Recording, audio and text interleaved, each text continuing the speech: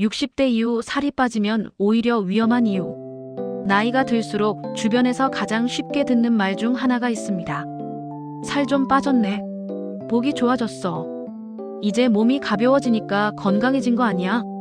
특히 60대 이후에는 살이 조금 빠지면 오히려 긍정적으로 받아들이는 경우가 많습니다. 젊을 때부터 살은 빼야 한다는 말을 수도 없이 들어왔고, 텔레비전에서도 병원 대기실에서도 늘 같은 이야기를 접해왔기 때문입니다. 그래서 예전보다 체중이 줄어들면 대부분 이렇게 생각합니다. 이제 나도 관리가 되는구나. 나이 들어도 아직 괜찮네. 이렇게 생각하는 게 이상한 건 아닙니다. 오히려 너무 자연스러운 반응입니다. 문제는 60대 이후의 체중 변화는 젊을 때와 전혀 다른 의미를 가질 수 있다는 점입니다. 하지만 우리는 여전히 젊었을 때의 기준으로 이 변화를 해석하고 있습니다. 살이 빠졌다는 사실 자체가 문제는 아닙니다. 문제는 그 변화가 어떤 상황에서 어떻게 얼마나 반복되고 있는지입니다. 많은 시니어분들이 이런 경험을 합니다. 특별히 다이어트를 한 것도 아닌데 어느새 바지가 헐렁해지고 체중계 숫자가 조금씩 내려가 있습니다. 처음에는 대수롭지 않게 넘깁니다. 요즘 입맛이 좀 없어서 그렇지. 활동량이 줄어서 자연히 빠졌겠지. 그런데 몇 달이 지나도 비슷한 상태가 이어지고 주변에서 살 빠진 것 같다는 말을 계속 듣게 됩니다. 이때 대부분은 체중이 줄었다는 결과만 보고 안심합니다. 살이 찌는 것보다는 낫잖아. 하지만 여기서 한번 생각을 바꿔볼 필요가 있습니다. 60대 이후의 체중 감소는 노력의 결과가 아니라 몸의 균형이 흔들렸다는 신호일 수도 있기 때문입니다. 이걸 이해하려면 우리가 그동안 체중을 어떻게 해석해 왔는지부터 돌아봐야 합니다.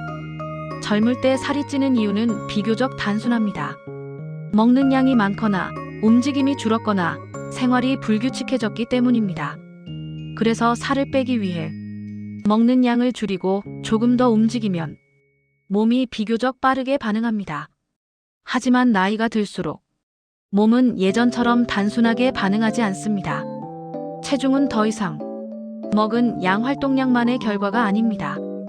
60대 이후에는 몸을 지탱해주는 근육, 에너지를 저장하고 조절하는 조직, 회복과 균형을 유지하는 힘이 조금씩 약해집니다.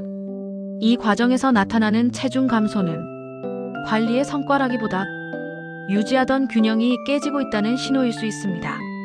그런데 우리는 이 변화를 여전히 이렇게 해석합니다. 살 빠졌으니 좋은 거다. 이렇게 생각할 수밖에 없는 이유도 분명합니다. 살이 찌는 것의 위험성은 오랫동안 반복해서 들어왔지만 살이 빠지는 것의 위험성은 거의 들어본 적이 없기 때문입니다. 여기서 중요한 포인트는 체중이 줄었다는 사실 하나만으로 판단하지 말아야 한다는 점입니다. 살이 빠지면서 함께 나타나는 변화들이 있습니다. 예전보다 쉽게 피곤해지고 아침에 몸이 개운하지 않고 조금만 움직여도 기운이 빨리 떨어집니다. 예전에는 괜찮았던 일상이 조금씩 버겁게 느껴지기 시작합니다.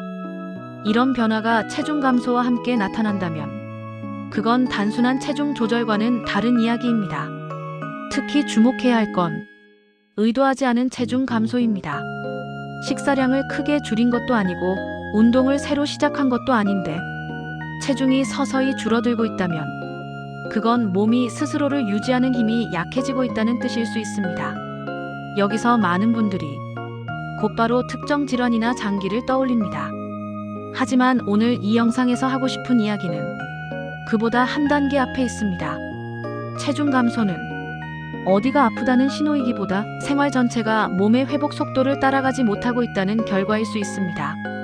나이가 들수록 몸은 회복에 더 많은 시간이 필요합니다. 그런데 생활 리듬은 젊을 때와 크게 달라지지 않은 채 유지되는 경우가 많습니다. 식사 시간은 들쑥날쑥하고 잠드는 시간은 점점 늦어지고 활동은 줄었는데 긴장은 오히려 늘어납니다. 이 상태가 오래 지속되면 몸은 에너지를 저장하기보다 버티는 쪽으로 방향을 바꿉니다. 그 과정에서 근육과 체력이 먼저 줄어들고 체중도 함께 감소하게 됩니다. 겉으로 보면 살이 빠진 것뿐이지만 속에서는 몸을 지탱하던 힘이 조금씩 빠져나가고 있는 셈입니다. 실제로 비슷한 연령대의 두 분을 보면 차이가 분명히 드러납니다. 한 분은 체중이 줄어드는 걸 긍정적으로만 받아들였고, 다른 한 분은 왜 별 이유 없이 살이 빠질까를 생활 속에서 돌아보기 시작했습니다. 병원 치료를 받은 것도 아니고 특별한 약을 먹은 것도 아니었습니다. 단지 식사 시간을 일정하게 맞추고 하루 중 가장 피곤한 시간을 줄이고 몸이 회복할 수 있는 여유를 조금 만들어줬을 뿐입니다. 몇 달 뒤 한 분은 여전히 기운이 없다고 말했고, 다른 한 분은 체중은 비슷한데 몸이 훨씬 덜 힘들다고 말했습니다. 차이는 크지 않았지만 결과는 분명히 달랐습니다. 여기서 오해는 꼭 짚고 가야 합니다. 이 영상은 살이 빠지면 무조건 위험하다는 이야기가 아닙니다. 모든 체중 감소가 문제라는 뜻도 아닙니다. 다만 60대 이후에 특별한 이유 없이 체중이 계속 줄어들고 있다면 그 신호를 가볍게 넘기지 말자는 이야기입니다. 오늘 이야기의 핵심을 한 문장으로 정리하면 이렇습니다. 60대 이후의 체중 감소는 관리의 성과가 아니라 몸의 균형이 흔들렸다는 결과일 수 있습니다. 이 차이를 알고 있느냐, 모르고 넘기느냐에 따라 앞으로의 몸 상태는 충분히 달라질 수 있습니다. 다음 영상에서는 60대 이후 체중을 무작정 줄이기보다 몸을 지키는 방향으로 유지하는 방법, 그리고 많은 분들이 무심코 하고 있는 체중 관리의 실수에 대해 이야기해 보겠습니다. 댓글로는 최근 몇 년 사이 체중 변화가 있었는지, 있었다면 언제부터였는지 한 줄 정도만 남겨주셔도 좋겠습니다. 그 경험을 바탕으로 다음 이야기를 이어가겠습니다.